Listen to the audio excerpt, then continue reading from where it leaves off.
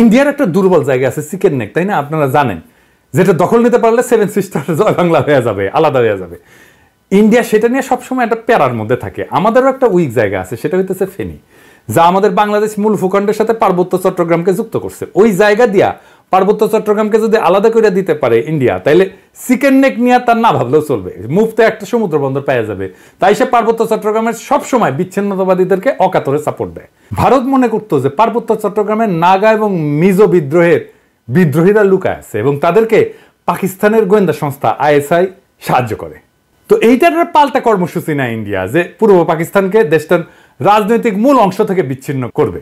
তো ভারত এইটার উল্টা কর্মসূচি নেয়, যে পূর্ব পাকিস্তানকে পশ্চিম পাকিস্তানকে বিচ্ছিন্ন করবে, এবং এই কর্মসূচি নিয়ে আগায় যেতে থাকে। এবং এইটা নিয়ে আগায় যাওয়ার জন্য তাদের গোয়েন্দা মানে রকে সবুজ সংকেত দেয় ভারতীয় নীতি নির্ধারকেরা। অনেক পরে ভারতের গোয়েন্দা সংস্থা তার কর্মকর্তা বি রমন এই সম্পর্কে বলছেন যে এই যে পূর্ব পাকিস্তান থেকে ভারতের উত্তর পূর্বাঞ্চলে আইএসআই চালানো কার্যক্রমের অবসান ঘটাইতে ইন্দিরা গান্ধী পূর্ব পাকিস্তানের বাংলাভাষীদেরকে পাকিস্তান থেকে বিচ্ছিন্ন হওয়া এবং বাংলাদেশ নামে একটা পৃথক রাষ্ট্র প্রতিষ্ঠার ব্যাপারে সহায়তা করতে হবে, এই সিদ্ধান্ত নেয়। এটা বি রমনের বইয়ে লেখা আছে। তো ভারতীয় তরফ থেকে বাংলাদেশের মুক্তিযুদ্ধে সংশ্লিষ্টতার একটা বড় উপাদান ছিল একটা বিশেষ বাহিনীকে পার্বত্য চট্টগ্রাম দিয়ে অপারেশনে পাঠানো। এই বিশেষ বাহিনীর নাম ছিল special frontier force. General Uban ছিল এই ফোর্সের প্রথম ইন্সপেক্টর জেনারেল। 1962 সালের শেষ দিকে এই ফোর্সটা গড়ে উঠছিল। 71 সালে এই জেনারেল উবানি ছিলেন মুজিব বাহিনীর প্রশিক্ষক। মুজিব বাহিনী কি জানেন তো? ছাত্রলীগ, যুবলীগ আর আওয়ামী লীগের যৌথ গেরিলা বাহিনী। এরা কিন্তু যুদ্ধ করেনি, আর আজকে তারা মুক্তিযুদ্ধের সিপাহসালার হয়ে গেছে। শুধু তাই না, উবান ছিল রক্ষী বাহিনীরও প্রশিক্ষক। তাইলে বুঝতে পারতেছেন তো যে ইন্ডিয়ার প্ল্যানটা কি এবং কিভাবে সে প্ল্যানগুলো সাজাচ্ছে তার আশেপাশে। এবং পার্বত্য চট্টগ্রামে যখন 71-এর চূড়ান্ত অপারেশন হয়েছিল, তখন মুজিব বাহিনী না, স্পেশাল ফ্রন্টিয়ার ফোর্স নামে ওই আনকনভেনশনাল বাহিনীকেও ভারতীয়রা পার্বত্য চট্টগ্রাম দিয়ে বাংলাদেশে ঢুকায় দেয়। এবং এই স্পেশাল ফ্রন্টিয়ার ফোর্স অনেক দিন থাকে, এমনকি 1975 পর্যন্ত থাকে পার্বত্য চট্টগ্রামে। তো এই ফোর্সের দায়িত্ব কি ছিল? যে পার্বত্য চট্টগ্রামে যে ভারত নিয়ন্ত্রিত মিজোরাম এবং নাগাল্যান্ডের স্বাধীনতা সংগ্রামী আছে তাদেরকে খুঁজে বের করে এবং নিশ্চিহ্ন করা। এখানেই শেষ না, এই স্পেশাল ফ্রন্টিয়ার ফোর্সের সাথে মুজিব বাহিনী পার্বত্য চট্টগ্রাম দিয়ে যখন অভিযান শুরু করে, এটা নভেম্বরের শেষ দিকে। এরা ত্রিপুরা রাজ্য থেকে পার্বত্য চট্টগ্রামের পানছড়িতে প্রবেশ করে নভেম্বরের শেষে। একদল চাকমা তাদেরকে অভ্যর্থনা জানাইতে যায়, মনে করছে তাদের মুক্ত করতে আসছে। এই জন্য একটা খাসিও নিয়ে গেছিল বেচারারা। আহারে, মুজিব বাহিনী ও স্পেশাল ফ্রন্টিয়ার ফোর্স এই সদস্যদের খাসিটা নিছে, কিন্তু অভ্যর্থনাকারী সবাইকে হত্যা করছিল। তারপর তারা পানছড়ির পাহাড় গ্রামগুলোতে হামলা শুরু করে, বাড়িঘর লুটপাট করে, আগুন লাগাই দেয়, সামনে যাকে পায় তাকেই হত্যা করে এবং মেয়েদেরকে ধর্ষণ করে। তাদের হামলায় পানছড়িতে ওই দিনই নিহত হয়েছিল 32 জন নিরীহ পাহাড়ি। তারপর তারা পানছড়ি থেকে খাগড়াছড়ির দিকে রওনা হয় এবং যাওয়ার পথে 176টা বাড়িঘর জ্বালায় দেয়।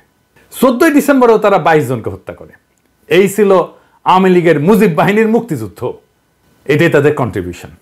বাংলাদেশ থেকে ভারতীয় সামরিক বাহিনী চলে যাওয়ার সময় তাদের সেনাবাহিনীর এই স্পেশাল ফ্রন্টিয়ার ফোর্সকে রেখে দেওয়া হয় কক্সবাজারে। 72 সালের জুলাই পর্যন্ত পার্বত্য চট্টগ্রামে অপারেশন চালায়। তারপরে তারা প্রত্যাবর্তন করে। কিন্তু সবাই যে চলে গেছিল তা কিন্তু না, কারণ মুজিব যেদিন জয় বাংলা হয় না 1975-এ, ওই সময় পার্বত্য চট্টগ্রামে অপারেশন চালানো একটা ভারতীয় হেলিকপ্টার বিধ্বস্ত হয়। রেকর্ড রে ভাই। মুজিব মূলত পার্বত্য চট্টগ্রামকে ভারতের হাতে তুলে দিছিল। আমি আর সেই ইতিহাসে গেলাম না, কিন্তু এখন পার্বত্য চট্টগ্রাম নিয়ে ইন্ডিয়ার পরিকল্পনাটা কি? ইন্ডিয়ার একটা দুর্বল জায়গা আছে চিকেন নেক, তাই না? আপনারা জানেন, যেটা দখল নিতে পারলে সেভেন সিস্টার জয় বাংলা হয়ে যাবে, আলাদা হয়ে যাবে। ইন্ডিয়া সেটা নিয়ে সবসময় একটা প্যারার মধ্যে থাকে। আমাদেরও একটা উইক জায়গা আছে, সেটা হইতেছে ফেনী, যা আমাদের বাংলাদেশ মূল ভূখণ্ডের সাথে পার্বত্য চট্টগ্রামকে যুক্ত করছে। ওই জায়গা দিয়া পার্বত্য চট্টগ্রামকে যদি আলাদা করে দিতে পারে ইন্ডিয়া, তাইলে চিকেন নেক নিয়ে তার না ভাবলেও চলবে, মুফতে একটা সমুদ্র বন্দর পাওয়া যাবে। তাই সে পার্বত্য চট্টগ্রামের সবসময় বিচ্ছিন্নতাবাদীদেরকে অকাতরে সাপোর্ট দেয়। শান্তি বাহিনীকে সাপোর্ট দিচ্ছে, কুকিজিনদের সাপোর্ট দেয়। তারা জানে পার্বত্য চট্টগ্রাম যদি বিচ্ছিন্ন হয়ে আলাদা রাষ্ট্র হয়ও, তাইলে এই ল্যান্ড লক একটা অতি অল্প জনগোষ্ঠীর ভূখণ্ডের ইন্ডিয়ার উপরে সর্বাংশে নির্ভর করা ছাড়া আর উপায় নাই। আর ওই অংশটা ইন্ডিয়া খাইয়া ফেলতে কোনো সমস্যা হবে না তখন। তবে আমরা এই সমস্যার কথা কম বেশি সবাই জানি। দ্বিতীয় যে সমস্যা, যেটার কথা আমরা একেবারেই জানি না, আলাপ করি না, সেই সমস্যাটা কি? আসেন সেটা নিয়ে আলাপ করি। এটা খুবই জটিল এবং কম আলোচিত সমস্যা। এই প্রসঙ্গে আমি আর একটা আলোচনা করে নিই, আপনাদের বুঝতে সুবিধা হবে। হংকং আর চায়না মেনল্যান্ড, এই দুইটা ভূখণ্ড কিন্তু একই দেশের হইলে সিস্টেম আলাদা। অর্থনৈতিক সিস্টেম আলাদা। হংকং অশান্ত না? আপনি একই দেশের দুইটা সিস্টেম করলে সেটা অশান্তির একটা বীজ হয়ে থাকে যদি খুব ভালোভাবে ম্যানেজ করা না যায়। কারণ দেশ বা রাষ্ট্র একটা শরীরের মতো, এটার একটা রাজনৈতিক অর্থনৈতিক সংহতির দরকার পড়ে। ইকোনমিক সিস্টেম আলাদা হইলে রাজনৈতিক সংহতি রক্ষা করা দূর হয়ে যায়। কেন? মার্কস বলছেন যে রাজনীতি হচ্ছে অর্থনীতির একটা ঘনীভূত রূপ। অর্থনীতি যেমন সেটাই রাজনীতি হইয়া দেখা দেয়। কথাটা খুবই সত্য কথা। একটা দেশের ইকোনমি যেমন তার রাজনীতিটাও তেমন। এটা নিয়ে পরে আবার বিস্তারিত আলাপ করা যেতে পারে, কিন্তু আপাতত আজকাল আলাপের জন্য এইটুকু জানলেই চলবে। পার্বত্য চট্টগ্রামের ইকোনমি কি আলাদা? হ্যাঁ, আলাদা।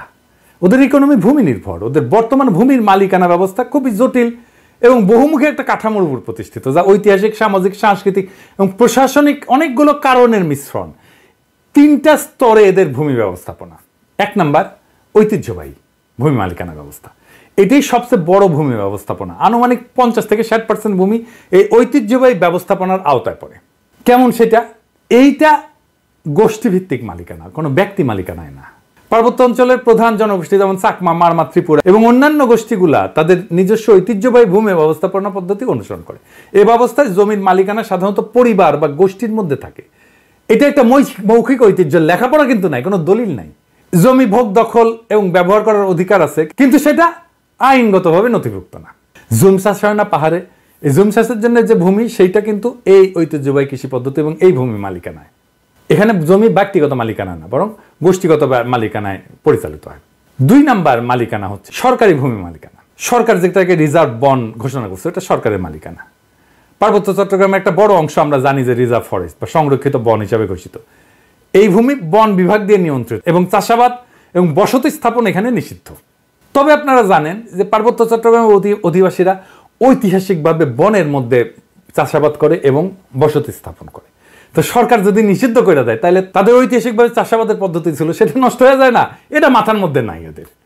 কিন্তু এটা একেবারে বন্ধ হয়নি। এই সংরক্ষিত বন এলাকায় অনেক বসতি আছে জনগণের এবং ঐতিহ্যগতভাবে এই ভূমি তারা ব্যবহার করে। এইটাও একটা ভূমি বিরোধের অন্যতম কারণ। 3 নম্বর হচ্ছে সরকারি প্রকল্প। কাপ্তাই হ্রদ বাঁধ প্রকল্পের জন্য ব্যাপক ভূমি অধিগ্রহণ করা হয়েছিল, যা স্থানীয় জনগণের ভূমি হারানোর অন্যতম কারণ হয়ে দাঁড়িয়েছে। আনুমানিক 25 থেকে 30% ভূমি সংরক্ষিত বনাঞ্চলের অধীনে রয়েছে। আর আইনগতভাবে নথিভুক্ত মালিকানা, যেটা আমরা সমতলে দেখি আর কি, জমি রেজিস্ট্রি, দলিল, এটা দেখি না, এইটা পর্সা টর্সা এগুলো দেখি না, পাকা দলিল। কিছু কিছু এলাকায় ব্যক্তি বা গোষ্ঠী তাদের জমির দলিল নথিভুক্ত করে ফেলছে, তবে এটা খুবই সীমিত এবং এটা সবসময় সমস্যাযুক্ত, কারণ অনেক জমির মালিকানার বিষয়ে সরকারি রেকর্ড স্থানীয় ঐতিহ্যবাহী নিয়মের মধ্যে তো সংঘাত আছে, তাই না? এইটা ধরেন 10%-এর মতো। আর আসেন কাপ্তাই লেক এলাকা। এই যে কাপ্তাই লেকটা করা হয়েছে, জানেন এখানে কত মেগাওয়াট বিদ্যুৎ হয়? 230 মেগাওয়াট মাত্র। এটা গোটা বাংলাদেশের চাহিদার মাত্র 5%। এই যে 5% বিদ্যুৎ, তার জন্য কত বড় সমস্যা আমরা তৈরি করছি। আমরা যদি ঘোড়াশাল বিদ্যুৎ কেন্দ্রের কথা চিন্তা করি, ঘোড়াশাল বিদ্যুৎ কেন্দ্র 950 মেগাওয়াট বিদ্যুৎ উৎপাদন করে, তার মানে 4 গুণ এই কাপ্তাই লেকের চাইতে। তাইলে আমি এটা আসলে রাখবো কেন? এই কাপ্তাই বাঁধ ভেঙে দিয়ে আমরা জমি উদ্ধার করলে কি সমস্যা? এটা ভেবে দেখতে হবে। এটা নিয়ে আমাদের সিরিয়াস চিন্তা করতে হবে যে আসলে আমরা কাপ্তাই বাঁধটা রাখবো কিনা। একটা দীর্ঘস্থায়ী প্রবলেমের সমস্যার সমাধান করছে। কাপ্তাই লেক থাকবে না? কাপ্তাই লেকের দরকার কি? আমাদের তো দরকার নাই। দৃষ্টিনন্দন কাপ্তাই লেকের তো দরকার নেই। আমার যদি জমি উদ্ধার হয় ওইখানে, এই 230 মেগাওয়াট বিদ্যুতের দাম কত? আর আমরা যদি এই জমিটাকে ব্যবহার করতে পারি, কাপ্তাই লেকের নিচে ডুবে যাওয়া জমিটা যদি উদ্ধার করতে পারি, তাহলে এই জমিতে আমরা কি পরিমাণে অর্থনৈতিক ব্যবস্থাপনা করতে পারবো, অর্থনৈতিক সুবিধা পাবো, অর্থনৈতিক লাভ করতে পারবো। এটা একটা স্টাডি হইতে পারে। আমি এটা ধারণাটা দিলাম। যদি মনে করেন যে স্টাডি করে যদি দেখা যায় যে ওইখানে অর্থনৈতিক সুবিধা যেটা, সেটা অনেক অনেক বেশি এই কাপ্তাইয়ের 230 মেগাওয়াটের বিদ্যুতের চাইতে, তাহলে কাপ্তাই বাঁধ আমাদের রেখে লাভ কি? এটা ভেঙে দেওয়া যেতে পারে। আমার মনে হয় যে কাপ্তাই বাঁধ যদি ভেঙে দেওয়া যায়, তাহলে আমাদের বেটার ইকোনমিক বেনিফিট আমাদের আসবে। এবার আসেন আদিবাসী ধারণা নিয়ে আমার চিন্তাটা বলি, কেন এইটা অদরকারি আলাপ। সমতলের মানুষ আদিবাসী ধারণা নিয়ে কি মত পোষণ করে সেটা বলার আগে বোমাং রাজা কি ধারণা পোষণ করে সেটা শুনি। আসেন শোনেন, ওনার কথাই শোনেন। আমার নাম অংশটুক চৌধুরী। আপনারা বলেন আমরা actually we are not tribal, আমরা আদিবাসী নয়। আমরা ছিলাম বার্মাতে। কারখানের সম্রাট মাংরাজগিরি, উনি ব্রাদার-ইন-ল বোমাং রাজাকে 1614 সালে সরকার গভর্নর অফ চিটাগং টেকডম রাজা গভর্নর ছিল। Fifth man entered into Chittagong village বর্ধমানে বোমাঙ্গি কমলাপুর 1727 সালে 283 বছর আগে আমরা এখানে যুক্তি। এই যে ইন্ডিজেনাস বা আদিবাসী শব্দটার অর্থ হইল এমন জনগোষ্ঠী বা সম্প্রদায় যারা কোনো নির্দিষ্ট ভৌগোলিক এলাকায় ঐতিহাসিকভাবে বসবাস করে আসতেছে, যারা সেই এলাকার আদি অধিবাসী এবং যাদের ঐতিহ্য সাধারণত ঔপনিবেশিক বা আধুনিক জনগোষ্ঠীর আগমনের পূর্বে গড়ে উঠছে। সহজ বাংলায় বললে ওই অঞ্চলের আদিবাসিন্দা। রেড ইন্ডিয়ানরা যেমন আমেরিকার আদিবাসিন্দা, আপনারা তো সেটা না পাহাড়ি ভাইরা। তারপরে যখন এই শব্দ ব্যবহার করার জন্য চাপাচাপি করেন তখন বাকি দেশের মানুষ এটাকে সন্দেহের চোখে দেখবেই। এটাও বুঝতে হবে। তারা জানে আদিবাসীরা যদি দাবি করে যে তাদের মানবাধিকার লঙ্ঘিত হচ্ছে, তাহলে আন্তর্জাতিক সম্প্রদায় তাদের আলাদা রাষ্ট্রের দাবিকে সমর্থন জানায়, সেই দাবিকে মেনে নিতে বাধ্য করতে পারে। আর আপনাদের তো জুম্মল্যান্ড সংক্রান্ত দাবি আছেই, আর ইন্ডিয়ার তো ফুসলানো আছেই, তাই না? এবং ইন্ডিয়া তো চায় এটাকে আলাদা করে নিয়ে একটা আলাদা তাদের মধ্যে খেয়ে ফেলতে। তো সন্দেহ তো যৌক্তিক।